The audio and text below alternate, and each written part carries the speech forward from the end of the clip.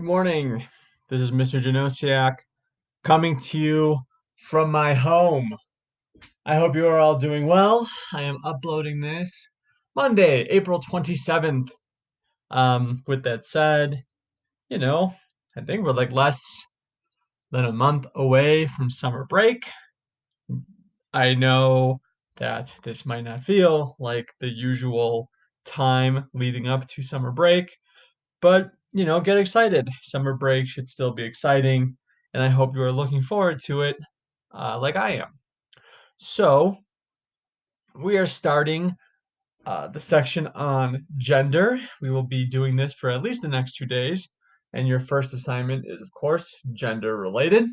And if you have questions about that, email me or check my office hours. So, here we go. Gender. The main idea is that individuals learn appropriate gender behavior through socialization. In many societies, gender roles lead to social inequality. Questions to consider. How are gender roles and identity formed? How does gender play into social inequality in the United States? Gender roles and identity.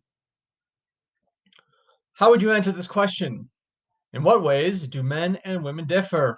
You might mention biological characteristics. Certainly, men and women do differ in such physical traits as average height and weight, amount of body hair, and muscle to fat ratio. However, most of the ways you might mention would refer to gender differences. Gender comprises the behavioral and psychological traits considered appropriate for men and women. A person's sex refers to the biological identity of that person. The variety of biological characteristics is the same in all societies. In contrast, gender traits are socially created and may vary from culture to culture. The consequences of gender differences are far reaching. It is gender, not biology, that determines the majority of the roles men and women play in society. Equally as important, it is primarily beliefs about gender that determine the distribution of power between the sexes. In this section, you will examine the social significance of gender. What do people mean when they say that a man is being masculine or a woman is being feminine? These labels simply mean that the person exhibits behaviors and attitudes considered appropriate for his or her gender. All societies have norms governing how men and women should act. The specific behaviors and attitudes that a society establishes for men and women are called gender roles. In most societies, men and women do specific kinds of work. In a division of labor based on gender, women are generally assigned childcare and domestic duties. Men are often charged with providing economic support and physical safety for the family. Right? So, are your traditional gender roles: the man goes out and works, makes money, provides for the family. Women has children, takes care of the home, and takes care of the children. Those are, of course, traditional gender roles in society. What does it mean to be a boy or a girl, and how does gender affect behavior? Sociologists are concerned with how gender identity is formed and how this identity influences social behavior. Gender identity is the awareness of being masculine or feminine as those traits are defined by culture.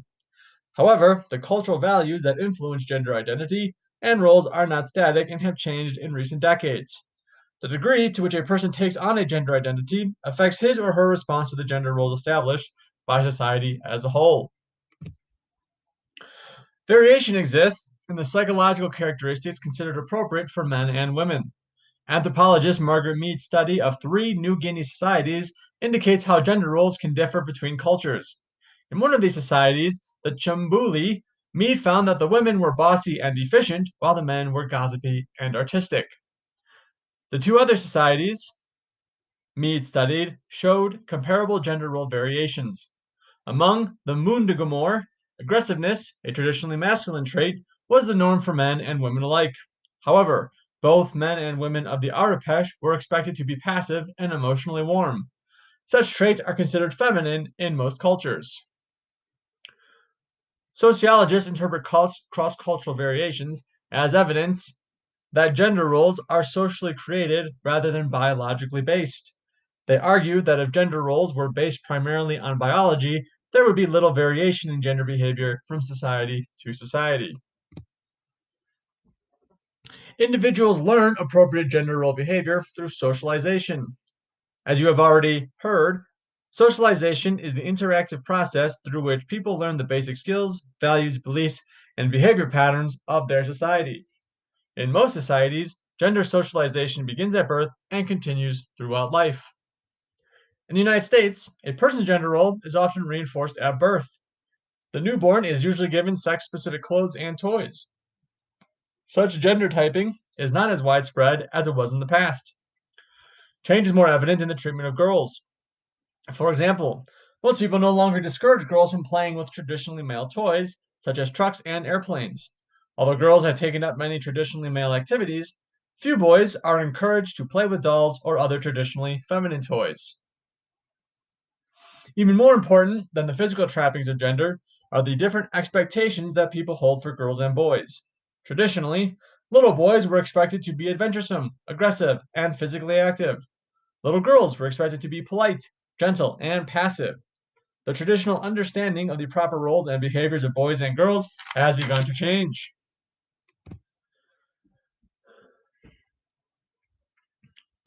Differing gender expectations have extended to school as well. Boys were expected to be good at math and science and mechanically inclined. Girls were expected to excel in reading and the social sciences and to be creative in the arts. Boys were encouraged to prepare for a career, while girls were encouraged to look to marriage and a family as their future. Today, more and more young women are being encouraged to pursue careers. The family is the most powerful agent of gender socialization. Parents, siblings, and other relatives all act as role models for young children. Through family members' actions, children quickly learn what gender behaviors are expected of them. Schools, peer groups, and the media all reinforce these gender expectations. During adulthood, peer groups and the media take on increasingly important roles in the gender socialization process. Gender roles are both different and unequal. In most societies, gender is the primary factor used to determine a person's social standing. In general, to be female is to have less power in society. Sociologists are interested in how this inequality between men and women arose. One widely held view is that gender inequality is related to human reproduction. To grow, primitive societies depended on the birth and survival of children. Women spent many of their adult years pregnant or nursing. As a result, they took on roles that allowed them to stay close to home. However, men took on the roles that required strength and travel away from home. They became hunters, traders, and warriors who risked their lives for the group. The prestige of these roles provided men with a source of power. In time, the power relationship between men and women developed into a patriarchy, a system in which men are dominant over women. Families in industrial societies are generally small, and most people live well into their 70s. As a result, women in industrial societies spend much of their adulthood free from the duties of childcare. Women still generally bear more of this responsibility than men. In addition, few jobs in industrial societies require such physical strength that they preclude women from performing them. Yet women still occupy a secondary position in many industrial societies. The conflict perspective provides an explanation for this situation. According to conflict theory, gender roles are a reflection of male dominance. Through their control of the economic and political spheres of society, men have established laws and customs that protect their dominant position. In so doing, men have blocked women's access to power. Another explanation for the persistence of gender roles is institutionalized discrimination. Over time, certain discriminatory customs based on gender have become part of the social structure. Sexism, the belief that one sex is by nature superior to the other, is at the heart of gender based discrimination. The long history of male economic and political dominance has led some people to believe that men are inherently superior to women. This view has been used as a justification for continued male dominance. Sexism becomes a self fulfilling prophecy.